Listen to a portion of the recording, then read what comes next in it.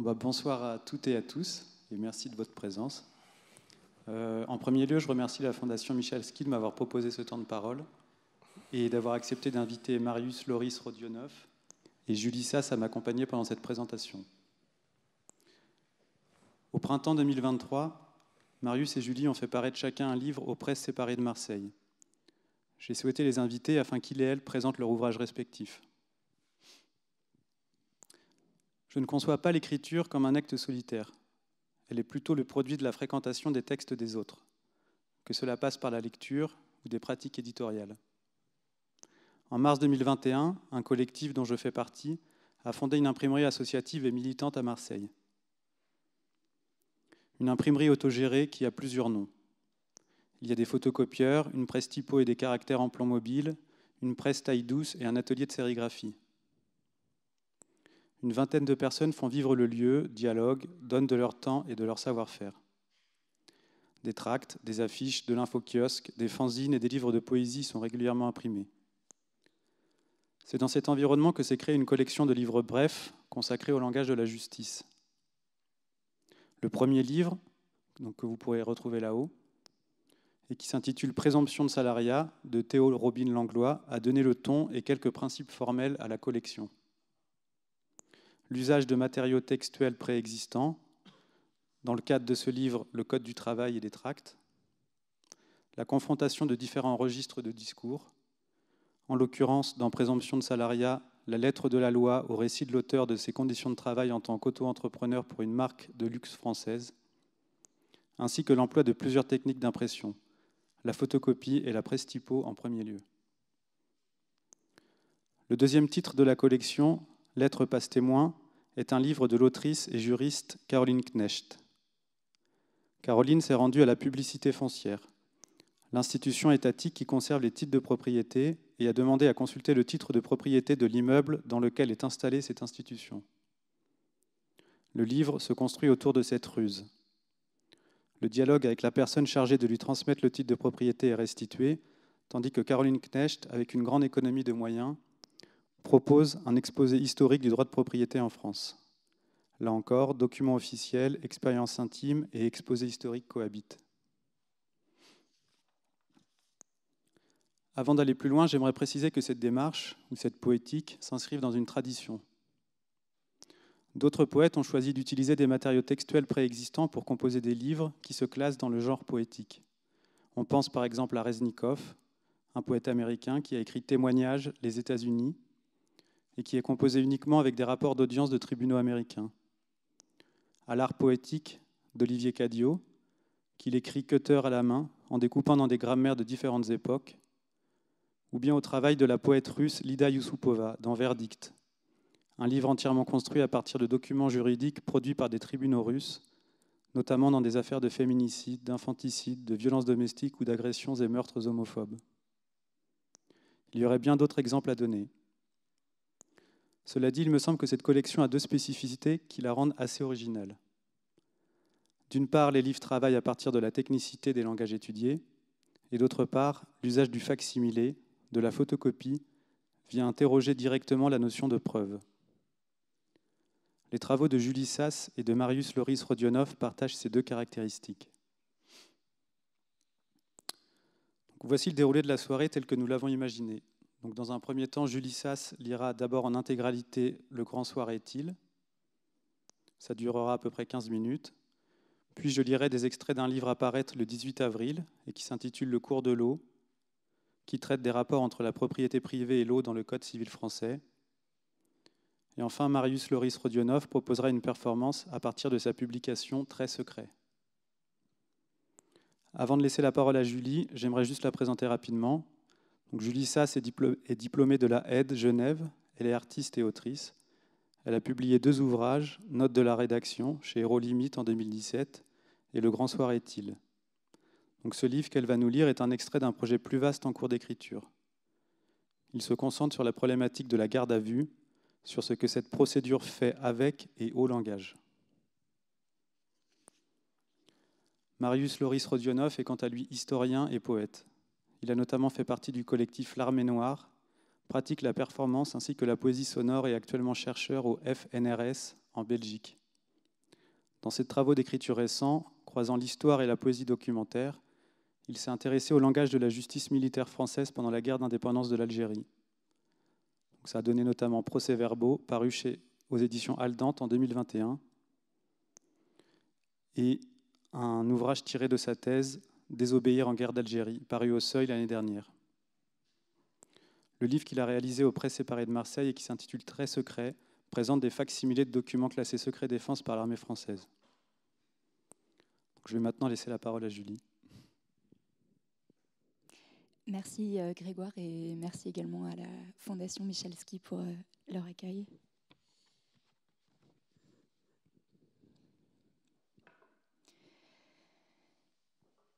On a saisi chez vous des lettres d'un agitateur vous recommandant d'être énergique parce que le grand soir approchait.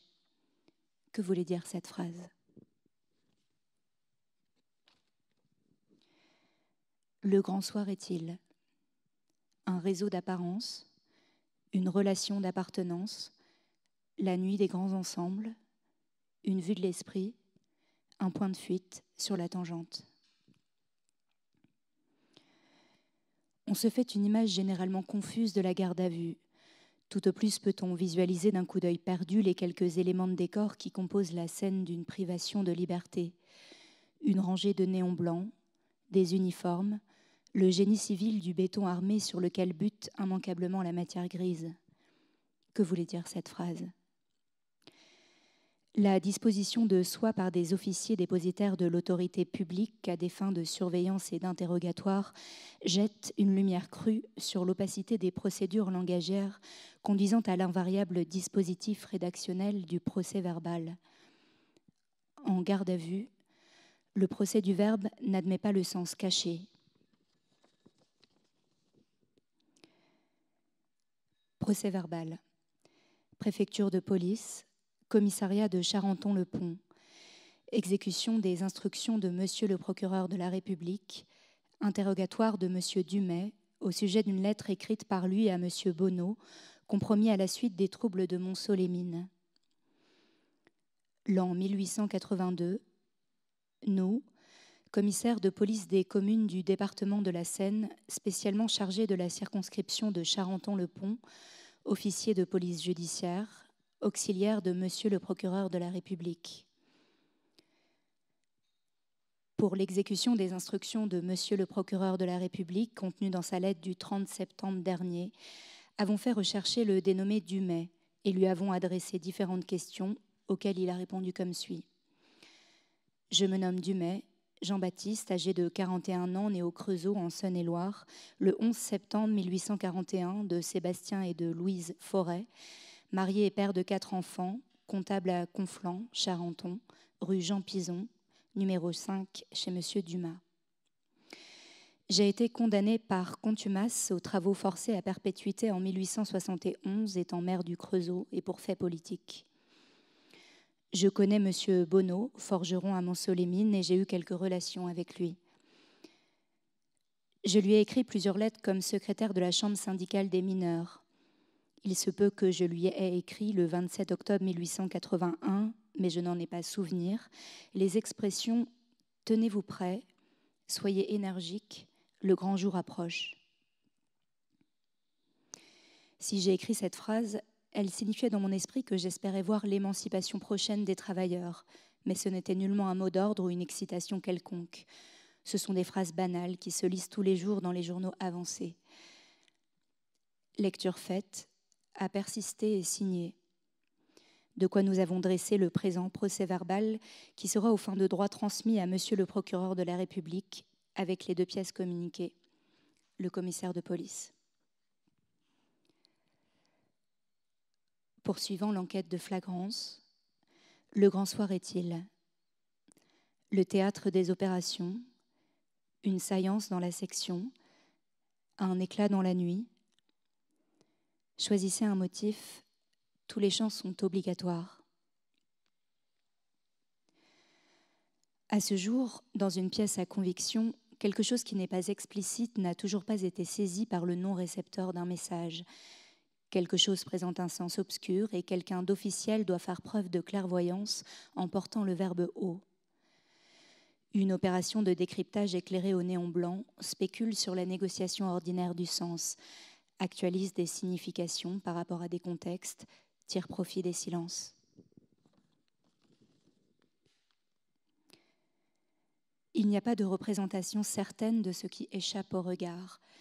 La garde à vue est en un sens une clandestinité du pouvoir, un point aveugle de l'observation, un champ discursif où se négocient des mots contre des faits, réels ou supposés. Y coulisse un silence métallique de questions sans réponse. Que voulait dire cette phrase ? La paranoïa induite par l'expérience de la garde à vue présente un avantage compensatoire à la dissolution du sens en milieu d'enfermement. Tout ce que vous pensez pourra être retenu contre vous. Ainsi, ce n'est jamais vous qui verbalisez. Le procès-verbal de constatation. Il s'agit pour l'enquêteur de décrire les heures, les êtres ou les objets qui présentent un intérêt pour l'enquête. Cette description ne doit être ni celle du poète qui transfigure la réalité, ni celle du dramaturge qui l'assombrit, ni celle du journaliste qui retient seulement les détails propres à intéresser plus ou moins sainement ses lecteurs. Vérité et efficience restent les préoccupations essentielles de l'enquêteur. Son style devra être froid et impassible, même devant les spectacles les plus horribles. Concision, précision et technicité sont également de rigueur. Pareil Montreuil. Version au 1er novembre 2010, INFPN, tout droit réservé, page 1.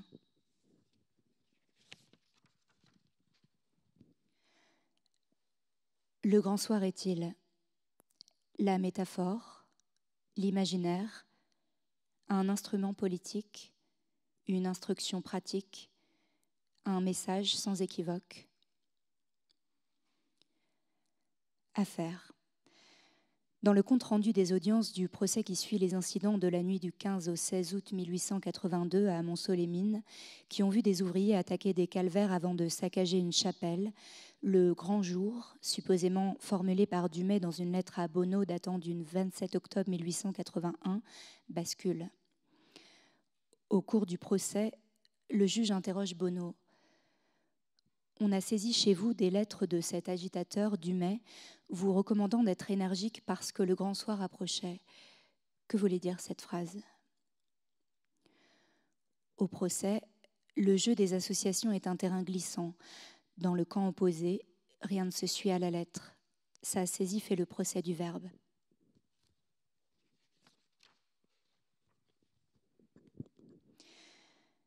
Au détour d'un discours, dans la masse composite de paroles articulées que peut produire l'hémisphère gauche d'un cerveau humain dont les performances sont optimales, il arrive qu'un locuteur emploie un mot pour un autre. Fiché dans la suite logique des idées, saisi dans l'articulation du propos, constaté dans le verbe, un élément perturbateur fait dérailler le sens. Vu l'énormité, on jugera qu'il porte atteinte aux intérêts fondamentaux du discours, qu'il constitue un acte de violence de nature à mettre en péril l'institution des mots ou l'intégrité du langage. Nous l'appellerons lapsus ou erreur et sourirons quand il advient. L'opportunité des poursuites met en évidence un en dehors du discours, qui peut être un sens caché, une intrusion de l'inconscient, une conviction profonde, un désir, la production libre et spontanée d'associations de pensées ou de sons, un relâchement d'attention, une révélation. République française. Ministère de l'Intérieur, de l'Outre-mer, des collectivités territoriales et de l'immigration, Direction générale de la police nationale. Procès verbal, exemple 1. L'an, le, a. Nous, brigadier-major de police, en fonction à la circonscription de officier de police judiciaire en résidence A, étant au service, poursuivant l'enquête de flagrance, vu les articles 53 et suivants du Code de procédure pénale, vu les articles 63 alinéa 1 à 63 alinéa 4 du Code de procédure pénale, Faisons comparaître devant nous le nommé. Lui notifions, en langue française qu'il comprend, que pour les nécessités de l'enquête et au vu d'une ou de plusieurs raisons plausibles de soupçonner qu'il a commis ou tenté de commettre, il est placé en garde à vue à compter de ce jour. Heure de son interpellation, pour une durée de 24 heures qui pourra être éventuellement prolongée d'un nouveau délai de 24 heures maximum. Après lecture faite par lui-même, persiste et signe avec nous le présent à l'intéressé, le brigadier-major. Version au 1er novembre 2010, INFPN, tout droit réservé, page 3.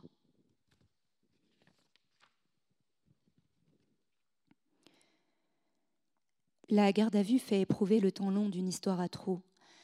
À chaque silence se déroule la chronologie d'une endurance morale. À chaque endurance se constate la fatigue des mémoires implicites. Sur le banc des accusés, des siècles passent sans compromis. Attendre son heure est promesse de liberté quand on cherche à précipiter le grand récit. Contre une histoire qui se répète, le gardé à vue demande à ce que soit reposée la question. Le grand soir est-il une parole en l'air, un vent d'enthousiasme, la dimension expressive, la parole libérée?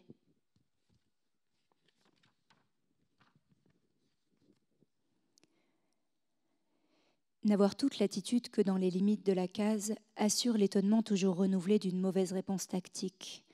En terrain miné, un choix n'est qu'un risque à prendre dans l'ordonnancement rectiligne des passages obligés. Il faut de l'adresse pour entraver l'enrôlement des séries et, dans l'emportement, l'espace liminal qui sépare l'idée de la fugue prend rapidement l'aspect émacié d'une section par filet. Une méthode qui n'a toujours pas fait ses preuves suggère de procéder par élimination. Il s'agirait, dans l'étalage imposé des choix multiples, de prendre la mesure des points morts. La question verse incontestablement dans l'écueil du dilemme moral. Peser le pour et le contre n'a jamais posé les bases arrières d'une conviction au combat, et la force de persuasion s'en trouve immédiatement déléguée. À la faveur d'une flexibilité de circonstances, la logique implacable du système des choix erronés s'accorde de n'importe laquelle des issues, pourvu qu'elle soit de secours. De fait, le piège s'abat quand s'édifie la question. Les options proposées méritent de fermer sémantiquement l'interrogation. Au pôle opposé des binarismes linéaires, la question ouverte des événements qui font signe, justice, date, cherche de nouveaux modes d'encodage. Dans l'exercice du tracé hors sujet, une alternative est une tangente qui s'extrait du cadre anguleux de la lettre. Aux points cardinaux, ces simulacres sont de petits foyers qui prennent un peu partout. Sans appel, des luttes font des géographies nouvelles, et sans autre forme de procès, elles contournent les barrages filtrants. À la question « Le grand soir est-il ?», le gardé à vue voudrait répondre oui. Le Creusot, 27 octobre 1881. Mon cher Bonneau, je vous adresse 6 affiches en même temps que la présente lettre. Vous les ferez placer au mieux de nos intérêts. Je crois devoir vous dire que vous n'avez pas le droit de les afficher vous-même. Ce service doit être fait par l'afficheur de la commune. Ne manquez pas d'aller demain vendredi porter à la mairie la déclaration ci-jointe, que vous n'aurez qu'à signer. En mettant votre adresse et votre profession, vous verrez qu'il faut 2 signatures. Je vous envoie le texte de loi au cas où on vous chercherait chicane à la mairie, car l'ancienne voulait que l'on déclare le sujet de la réunion, tandis qu'avec la nouvelle, il n'en est pas besoin. Vous ne sortirez pas de la mairie sans que l'on vous remette un récépissé de notre déclaration, et si on vous le refusait, vous en feriez faire la constatation par un huissier ou par 2 électeurs qui signeront leur déclaration qu'ils ont assisté au refus, et vous me télégraphierez. Tâchez de faire tout cela demain pour que j'y aille samedi si cela est nécessaire. Prenez bien garde de ne pas perdre le texte de la loi, vous me le remettrez là-bas. Soyons énergiques, le grand jour approche. Salut et égalité, Dumay.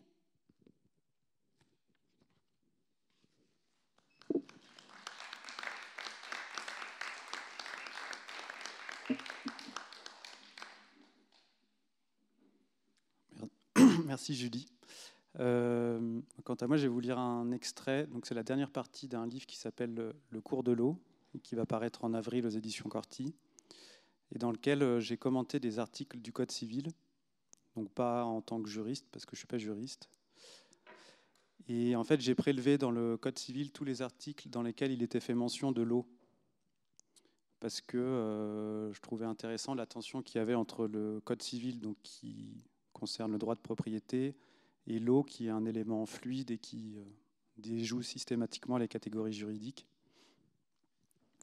Et donc, je vais vous lire la dernière partie qui s'appelle « Limpide, alcalin et salé ». Article 667. Version en vigueur depuis le 26 août 1881. La clôture mitoyenne doit être entretenue à frais communs, mais le voisin peut se soustraire à cette obligation en renonçant à la mitoyenneté. Cette faculté cesse si le fossé sert habituellement à l'écoulement des eaux. Des juristes considèrent que le Code formule déjà, de manière discrète, une propriété qui n'est pas privative. Il suffirait d'interpréter autrement certains articles. Tout serait affaire de doctrine, c'est-à-dire de glose. Ainsi, pour changer radicalement les rapports de production et la propriété privée, il ne serait pas nécessaire d'abandonner ce Code. L'article 667, par exemple, est un coin sur lequel frapper pour fendre la propriété privative. Il fixe que les clôtures mitoyennes doivent être entretenues à frais communs. Des voisins s'associent à la dépense, contribuent à égalité à maintenir ceux qui les séparent. Il ne reste plus qu'à les convaincre d'étendre la clôture mitoyenne. Le frais commun gagnera alors en superficie et les efforts à déployer pour l'entretien des parties communes cimenteront la communauté des propriétaires. Il n'y aura à la fin qu'une immense clôture gérée collectivement, une clôture suffisamment grande pour y vivre. Sur le site internet www.demande.intérieur.gouv.fr, je découvre la page « Mur mitoyen ». On y apprend que si l'un des deux voisins souhaite rehausser le mur mitoyen, la partie supérieure du mur augmenté appartient exclusivement au voisin qui a fait les travaux. C'est donc un édifice foncier branlant. La page indique également comment renoncer à la mitoyenneté d'un mur en adressant un courrier à son voisin, et qu'il n'est pas possible de se soustraire à l'égard des fossés. Il faut veiller au bon plaisir du fluide. Un fossé, ça se draine, pour le malheur de celles et ceux à qui incombe la dépense. Les opérations à mener sont le ramassage des embâcles, le curage des buses, le fauchage du couvert herbacé, l'élagage des branches basses et pendantes, le curage du fossé par tronçon. Dans un dictionnaire de la propriété publié en 1890, on lit cette précision. Les terres, vases et immondices provenant de ce curage doivent être jetés par moitié sur chaque berge. Il y a quelques années, j'ai passé une nuit dans un monastère. La sœur hôtelière m'attribua une chambre dans laquelle il y avait un lit, un crucifix, un bureau, et sur celui-ci, la règle de Saint Benoît. C'est un code à destination des moines ou des moniales qui vivent en clôture. Il précise : pour couper le vice de la propriété à la racine, donnez-leur tout ce qui est nécessaire. Coule, tunique, sandales, souliers, ceinture, couteau, stylet, aiguille, mouchoir, tablette, et ce, afin d'ôter toute excuse tirée de la nécessité. Pour saint Benoît, la propriété personnelle ne doit pas excéder ce qui peut être saisi dans le rayon d'un bras déployé depuis le corps par la main.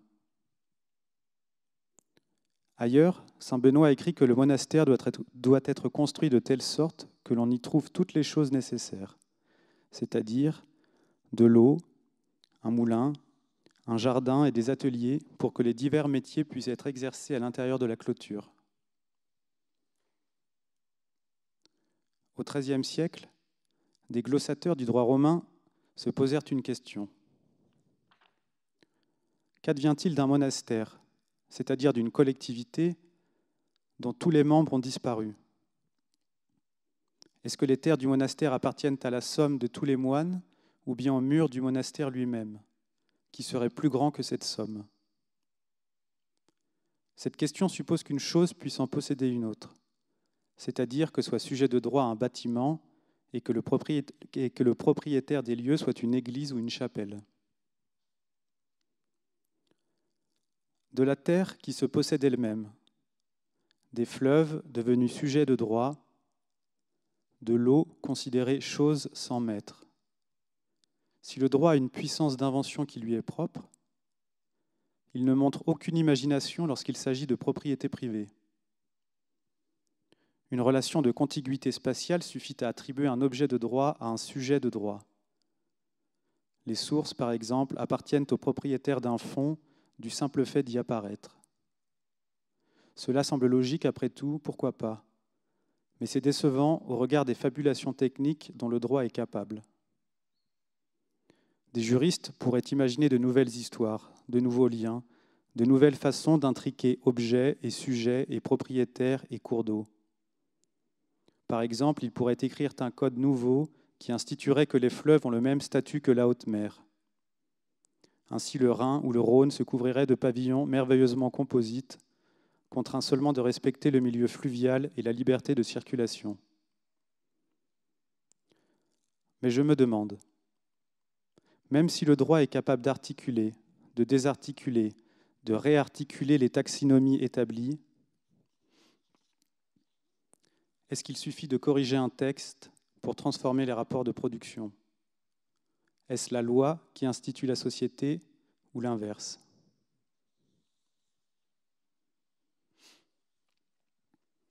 Article 714. Version en vigueur depuis le 21 mars 1804. Il est des choses qui n'appartiennent à personne et dont l'usage est commun à tous. Parfois, des utopies de quelques mots apparaissent dans le Code. Personne, qu'elle soit publique ou privée, n'est propriétaire de certaines choses. Même tournée à l'envers, cette phrase continue d'être plaisante. À force de lire le Code, je commence tout de même à me méfier.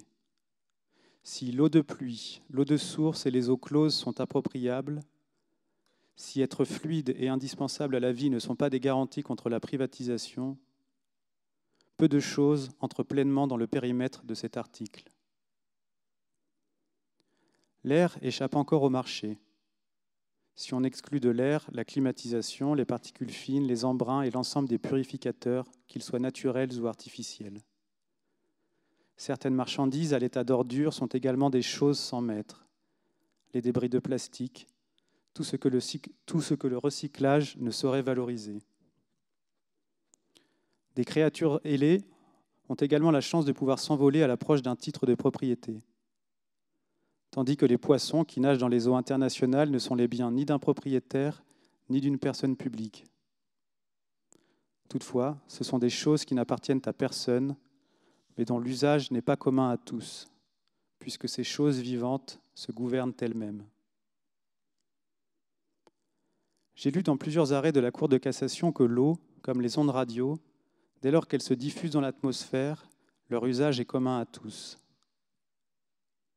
C'est en fuyant le sol que l'on devient pleinement res nullius, chose de personne. Cet arrêt de la Cour de cassation s'applique également aux défunts.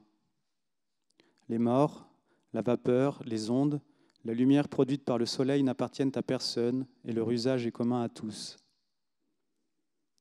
On dirait une prière, car contrairement aux autres articles du Code, la portée de celui-ci est si générale qu'il peut s'appliquer à toute chose comme à aucune. La maison dans laquelle Emma a grandi va cesser d'être louée. Si ses parents avaient acheté cette maison, cela n'y aurait rien changé. Emma aurait probablement un jour ou l'autre fait l'expérience de perdre la propriété qui lui est la plus personnelle. Elle cherche des manières pour l'accepter. Et je l'accompagne dans cette déprise, dans cet éloignement du village auquel ce déménagement la contraint.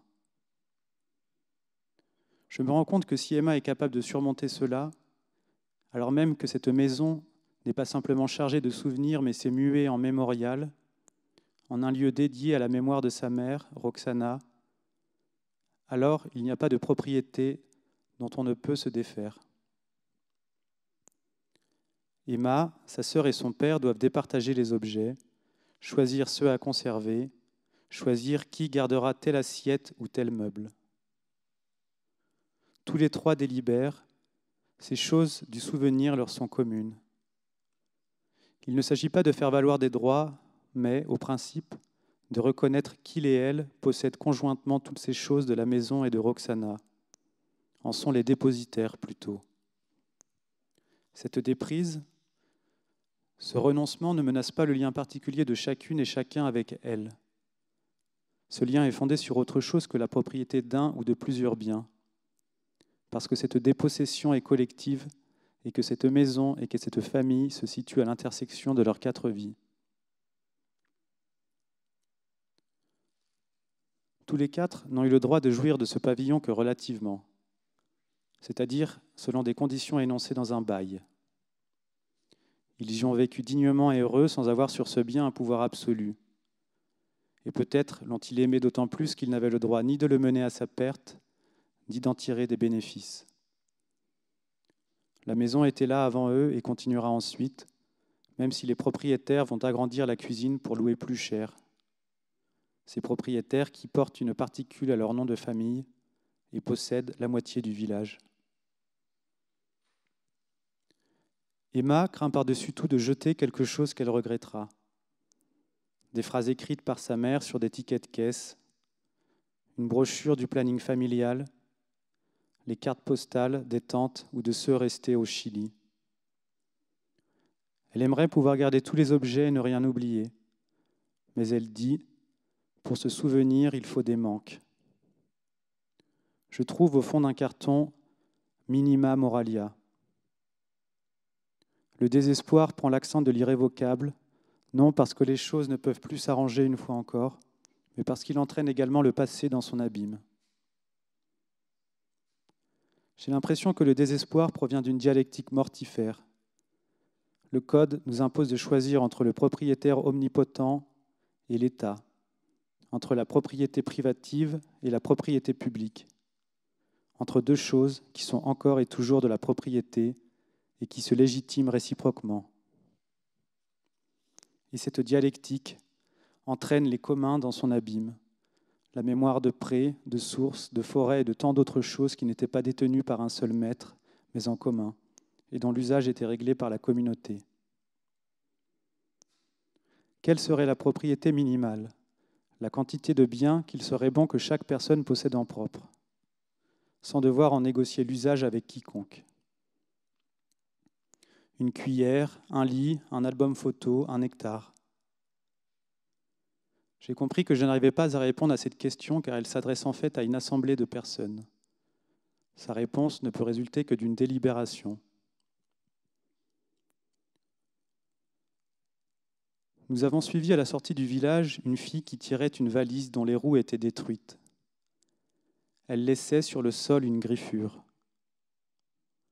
Le seul commun ici, c'est la station d'épuration. Tout finit dans ces cuves. Emma aimerait prendre avec elle les 2 tilleuls, le cerisier. Avec ses fruits, elle a fait cet été quelques pots d'une confiture si sucrée qu'elle en devient presque immangeable, sûrement pour la conserver plus longtemps. Dans la cave de la maison, il y a des cases de caractères mobiles, des lettres en plomb pour l'imprimerie. Un chasseur propose de les racheter. Il dit que l'alliage de plomb, d'étain et d'antimoine des caractères est le même que celui avec lequel ils font ses munitions. Emma a gardé tous les châles. Ses cousines ont emporté du parfum. J'ai pris une feuille de rythme et un livre de propagande maoïste. Détachement féminin rouge, qui raconte comment Kyung-hwa renverse son ancien maître. À l'étage, il y a des DVD et beaucoup de films avec des extraterrestres. Nous regardons le jour où la Terre s'arrêta. Dans un taxi, Klaatu dit à un représentant du gouvernement états-unien : « Tout ça n'a rien de personnel, monsieur Harley. Je ne veux pas recourir à la menace. Sachez juste que l'avenir de votre planète est en jeu. Avant de prendre une décision, je devrais me mêler à votre peuple pour comprendre les bases de cette attitude étrange et absurde. J'ai brusquement l'impression que dans les films ou les livres de science-fiction, les extraterrestres tiennent sur notre espèce un discours similaire à celui que le droit tient sur les choses, les animaux ou les rivières. Ils parlent de nous avec surplomb. Ils disent par exemple « Les terriens sont des constructeurs de murs. Leurs idées ne semblent jamais capables d'aller en ligne droite. » Souvent, les extraterrestres ont des armes capables de mener la planète entière à sa perte. À leur merci, nous devenons à notre tour des biens. Si, placés brusquement face à des extraterrestres, nous découvrions non pas une nouvelle image de nous-mêmes, mais une société d'objets connectés, une cuillère spatiale, un dentier aiguilleur du ciel, une pince à ongles philosophe, qui seraient les plus grands prédateurs? Qui mangerait qui? Il est des morts qui n'appartiennent à personne et dont l'usage est commun à tous. Dans Les Dépossédés d'Ursula Le Guin, un personnage dit à propos des humains « Vous avez échoué en tant qu'espèce sociale. Les os et les briques tombent en poussière, mais pas les petits morceaux de plastique. » Nous nous promenons une dernière fois le long de la rivière. Je ne sais plus qui plaindre.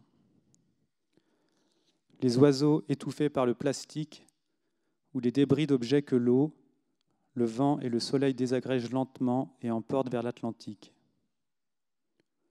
C'est une vieille tendresse pour la main-d'œuvre qu'ils contiennent.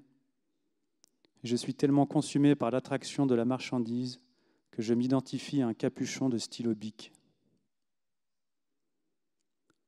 Il y a des broussailles dans le fond du jardin, à côté de la tombe du chat Galipette qu'il faudra aussi abandonner. Je dépose un livre dont la couleur et le volume font penser à une brique. C'est un exemplaire du Code que la pluie fait retourner à l'état de pâte, une pâte de prescription que l'eau désagrège.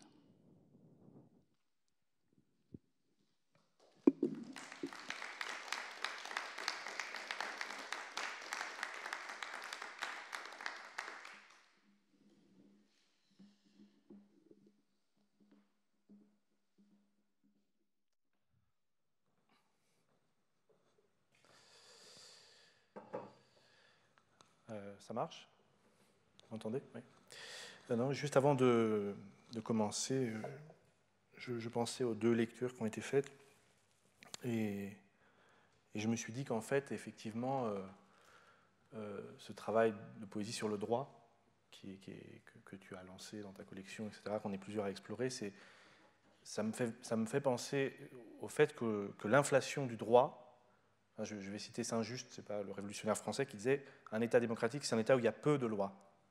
Et lorsqu'il y a inflation de droit, c'est là où il commence à y avoir un danger sur l'état de droit, justement. Et j'ai l'impression que, enfin là, ça m'a paru clair en vous écoutant, qu'on est dans ce moment historique-là, en tout cas en France, et dans d'autres pays en Europe, je pense qu'il y en a qui peuvent en témoigner, et que, en fait, ça parle aussi de ça, en fait, l'inflation du droit. C'était juste une réflexion comme ça pour introduire le fait que donc, ce que je vais lire maintenant, c'est un montage d'archives de l'armée française et qui sont extraites d'un règlement de discipline militaire qui a été adopté en 1966 à la suite de la guerre d'Algérie. Donc c'est un document inédit qui finalement n'a pas été adopté, mais qui résume l'ensemble des atteintes à la discipline qui pourraient être sanctionnées et comment elles seraient sanctionnées. Un bon exemple d'ailleurs d'inflation de droit disciplinaire et qui qui crée une forme d'inventaire, non pas à l'après-vert, mais absolument terrifiant. Voilà. Ces archives, donc, comme le disait Grégoire avant, sont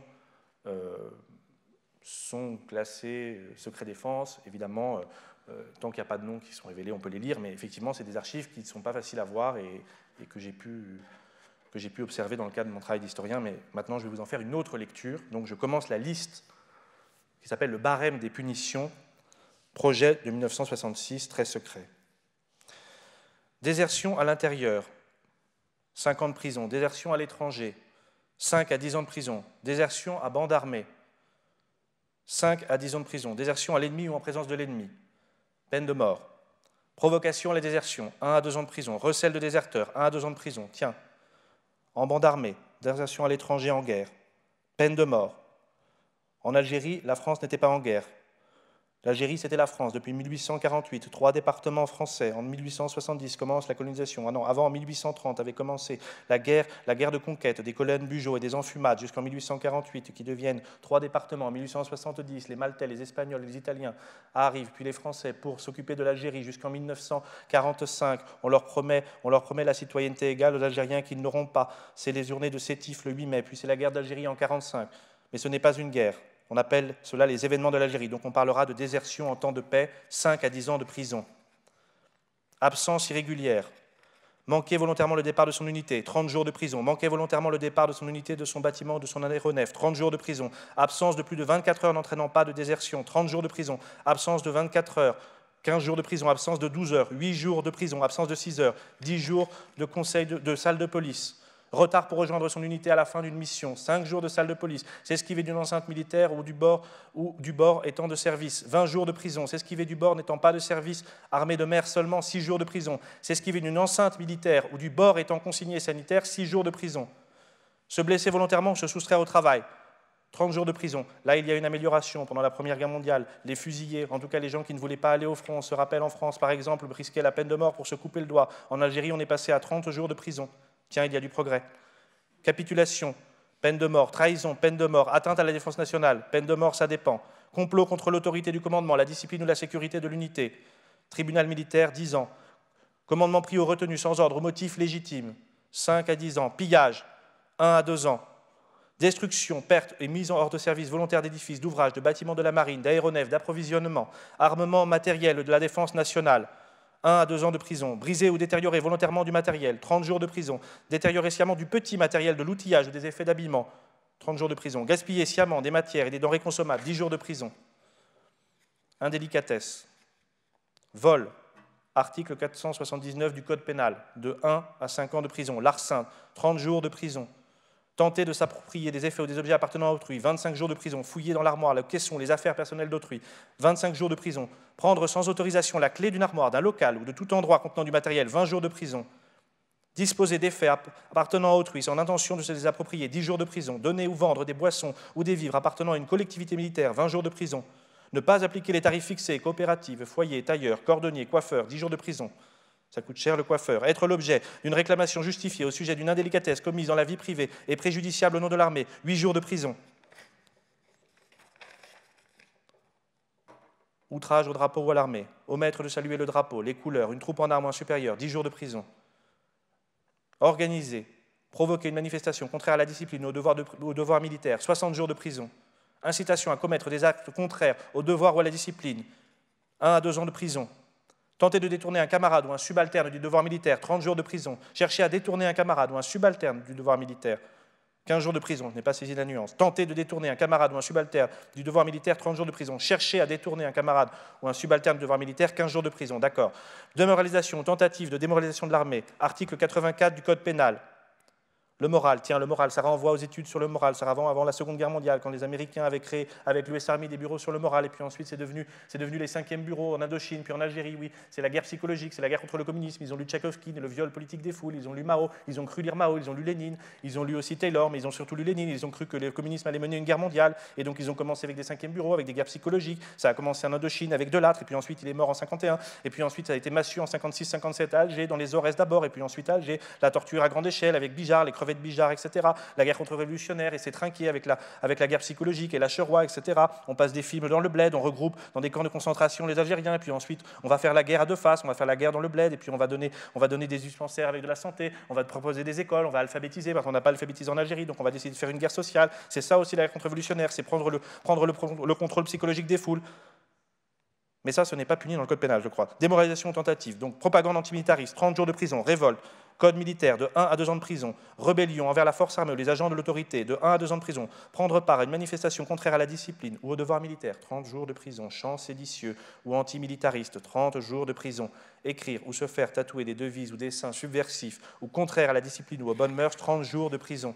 Fournir à un journal ou à un particulier des renseignements susceptibles d'entraîner à l'indiscipline, 30 jours de prison. Être détenteur de libelles, de journaux, d'écrits divers contraires à la discipline ou au devoir militaire, 15 jours de prison. Prendre part en uniforme à une manifestation politique, 10 jours de prison. Refus d'obéissance, en présence de l'ennemi ou d'une bande armée, de 5 à 10 ans de prison. Refus d'obéissance, de 1 à 5 ans de prison. Désobéir formellement à un ordre armé, 60 jours de prison. Désobéir sciemment à un ordre reçu, 30 jours de prison. Désobéir formellement à un ordre donné, 60 jours de prison. Ne pas avoir exécuté un ordre reçu, 15 jours de prison. N'exécuter un ordre que sur l'intervention d'un officier, 8 jours de prison. Ne pas obéir à la première injonction d'un supérieur, 6 jours de prison. Mauvaise volonté à exécuter un ordre, 4 jours de prison. Retard à l'exécution d'un ordre, 2 jours de prison. Ne pas se conformer exactement aux ordres reçus, 1 jour de prison. Désobéir à son instructeur, 8 jours de prison. Ne pas tenir compte des observations d'un supérieur, 8 jours de prison. Ne pas tenir compte des observations de son instructeur, 4 jours de prison. Murmurer contre un supérieur ou un ordre, X. Abus d'autorité. Violence et outrage envers un subordonné ou un subalterne, la peine n'est pas spécifiée, comme par hasard. Brutaliser un subalterne, 30 jours de prison. Malmener un subalterne, 15 jours de prison. Abuser du droit de réquisition, code pénal 443, à l'appréciation de l'officier de police judiciaire. Salut non réglementaire, X. Voie de fait envers supérieur, de 5 à 10 ans de prison. La voie de fait sur supérieur, en 1914, en 1917, quand les mutineries commencent dans l'armée française, par exemple, on frappe les policiers, on frappe non pas les policiers, les militaires, les officiers, ce sont les grandes grèves de 1917, on n'en peut plus. Après le chemin des dames, les soldats n'en peuvent plus, ils veulent faire la révolution, ils feront comme les Russes. Non, ils ne vont pas faire comme les Russes qui ont fait la révolution avec les comités de soldats. Ils ont décidé d'arrêter la guerre, il y aura 30 fusillés, on s'en rappelle. Et puis ensuite, il y aura aussi des grèves, dans l'armée en Espagne, et les spartakistes aussi. Mais non, là, ils ne font pas de grève. Ce sont les révolutionnaires qui décident de faire la révolution 1919 avec les Beknich, mais ils sont massacrés par les corps francs et par l'armée allemande, tiens, comme par hasard. Et puis ensuite, il y en aura d'autres aussi, des grèves en 1974, les comités de soldats, mais là, je dépasse la période. En 1974, au Portugal aussi, l'armée décide de faire la révolution avec les ouvriers, etc. Tout ça coûte cher, effectivement. Voie de fait sur supérieur, donc de 5 à 10 ans de prison. Manque de respect envers un supérieur, 30 jours de prison. Menacer un supérieur d'une réclamation, 10 jours de prison. Réflexion déplacée envers un supérieur, 8 jours de prison. Violence contre une sentinelle, 3 jours de prison. Abandon de poste, en présence de l'ennemi, 5 à 10 ans de prison. En Algérie, effectivement, si on laissait son poste pendant la nuit, ils avaient peur de se faire égorger. Ça rappelle Palestro en 1956, avec les 21 appelés du contingent qui sont égorgés par une troupe du FLN. Effectivement, les Français ont peur, et bien ils n'avaient qu'à pas aller là-bas, c'est comme ça. Ils ont décidé, comme à Isande de Loana, non, ça n'a rien à voir, Isande de Loana, attendez, je me trompe, 1956, le contingent qui arrive en 1954 l'avait commencé, mais les opérations spéciales avaient déjà commencé entre 1945 et 1947 dans les OS, etc. Et puis ensuite, il y avait déjà aussi des guerres coloniales où il y avait déjà eu toute cette histoire d'abandon de poste. Ça leur fait peur, les Occidentaux, ils n'aiment pas qu'on abandonne leur poste au milieu du bled, au milieu du djebel, au milieu de la jungle, etc. À Isande de Loana en 1879, voilà, c'est ça que je voulais dire. Je m'en rappelle maintenant, les Zoulous ont battu les Anglais, c'est la grande victoire en Afrique du Sud, qui n'était pas encore l'Afrique du Sud, des Zoulous contre les Anglais, ils avaient oublié leur poste, ils se sont fait attaquer l'ennemi, et ils ont perdu, ils ont essayé d'en garder une petite mémoire, les Européens, effectivement. Donc l'abandon de poste, ça coûte très cher, ça coûte de 5 à 10 ans. Ensuite, l'abandon de poste en faction, etc., ça coûte de 5 à 10 ans. Abandon sans ordre d'un bâtiment de la marine ou d'un aéroport de 5 à 10 ans. Quitter son poste ou son quart sans autorisation, 30 jours de prison. S'absenter un moment, juste un quart d'heure, 10 jours de prison. S'absenter momentanément sans éloigner son poste de faction, de garde, 6 jours de prison. Abandonner une corvée, un exercice, une activité, 6 jours de prison. Étant conducteur ou patron, quitter son véhicule ou son embarcation, 15 jours de prison. S'absenter momentanément sans autorisation de son véhicule ou de son embarcation, 5 jours de prison. Infraction, je vous les passe, manque de l'horaire, accomplissement du travail, ne pas se lever à l'heure prévue, 2 jours de prison, quitter son travail avant l'heure, 2 jours de prison, dormir pendant le travail ou l'instruction, 2 jours de prison, flâner pendant le travail ou l'instruction, 4 jours de prison. Flâner, ça coûte plus cher que de dormir. C'est intéressant, il y a une attention pendant le travail ou l'instruction, 2 jours de prison. Mauvaise volonté continuelle et persistante de son service, 15 jours de prison. Mauvaise volonté tout court, 8 jours de prison. Ne pas se soigner ou se soustraire au service du travail, 20 jours de prison. Se présenter à la visite sans être malade ou pour se soustraire au service de son travail, 6 jours de prison. Se dissimuler pour se soustraire au service de son ou à son travail, ou je ne comprends plus là, se dissimuler pour se soustraire au service ou au travail, 6 jours de prison, manquer une corvée, un exercice ou une séquence, manquer un appel, 4 jours de prison, etc. De la prison, faute de négligence professionnelle, destruction ou perte, mise en négligence d'un édifice, d'un ouvrage ou d'un bâtiment, 8 jours de prison, faute professionnelle ou grave négligence contre le service, 20 jours de prison, abîmer un objet par imprudence ou maladresse, 10 jours de prison, il ne faut pas abîmer la tabatière du colonel du régiment, c'est pas bien, 10 jours de prison, tenue scandaleuse, 30 jours de prison, tenue négligente en ville, 10 jours de prison, ne pas être dans la tenue prescrite, X, à la discrétion du colonel du régiment. Pactage ou sac incomplet mal tenu, 8 jours de prison. Avoir des effets non matriculés, 2 jours de prison. Malpropreté corporelle ou vestimentaire, 8 jours de prison. Cheveux trop longs, 4 jours de prison. Comportement malpropre, 8 jours de prison. Ivresse en service, tiens, 30 jours de prison. Quand on sait qu'en Algérie, la majorité des morts françaises sont surtout des accidents, des gens qui se sont tirés dessus ou des accidents de route parce qu'ils étaient bourrés.